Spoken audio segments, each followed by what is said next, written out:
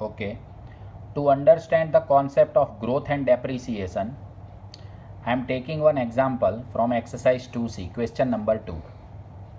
The population of a town, population है यानी ये समझ जाने का कि ये growth है. In any sum you have to identify two things. One is either it is growth or a depreciation. एक ये decide करना है और दूसरा तुम्हें वैल्यू कौन सी ढूंढनी है, आफ्टर वैल्यू और before value, because which value you want to find that formula we have to apply. हालांकि in this sum we have to find both the values. So see here the question first. The population of a town is increasing at the rate of 10%, यानी ये हो गया rate of increasing. If present population is 36,300, so this is the present population, यानी present population दे दिया है, rate दे दिया है. And the question find its population after 2 years, यानी 2 साल बाद की पॉपुलेशन ढूंढनी है. यानी see here after 2 years you want to find the population after 2 years, as well as the second question find its population 2 years ago यानी before, 2 साल पहले की भी वैल्यू ढूंढनी है. यानी in this sum we have to apply both the formulas one by one. So first here what are the details are given that I have written. Present population is given 36,300 and rate given 10%. Now I want to find population after 2 years. तो after है तो formula में bracket into में आएगा, यानी this formula जो original formula थे वहां में वैल्यू लिखता था, but in the question it is population. So in every sum you have to convert this value according to the question. So here population is given, so you should convert the formula in this way. Population after 2 years is equal to present population into 1 plus r by 100 raised to 2. जो 2 years है तो यहाँ 2 आएगा. Now this value is given, this value is given.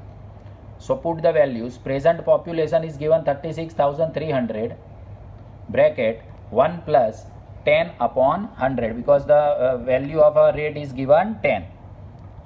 So you put the values. Present population that is given 36,300 and rate is given 10. So you put the value, so 10 upon 100. Now simplify this bracket.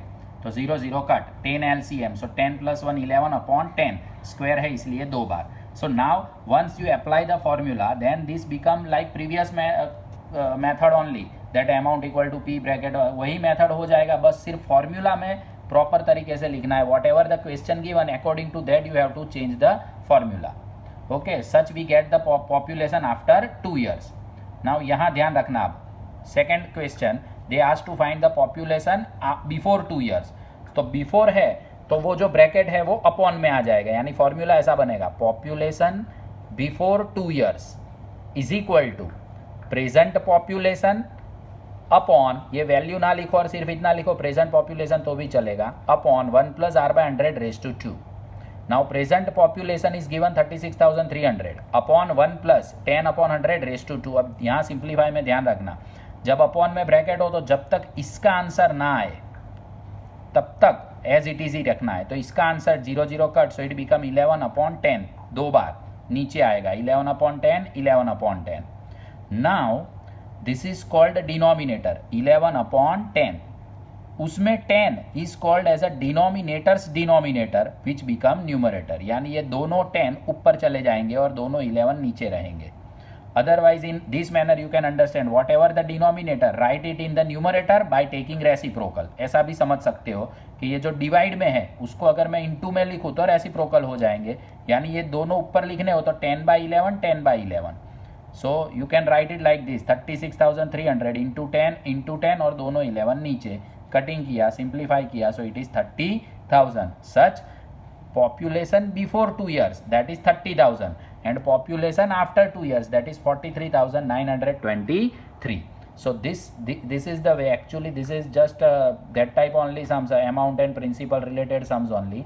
बस थोड़ा फर्क है कि यहाँ जो numbers words है that will be different, not amount and principal. It may be population, it may be bacteria, it may be investment, वो सब अलग अलग वर्ड आएंगे, बाकी है तो ये उसी कॉन्सेप्ट का. So try first second and third sum. Tomorrow we will discuss the other sums.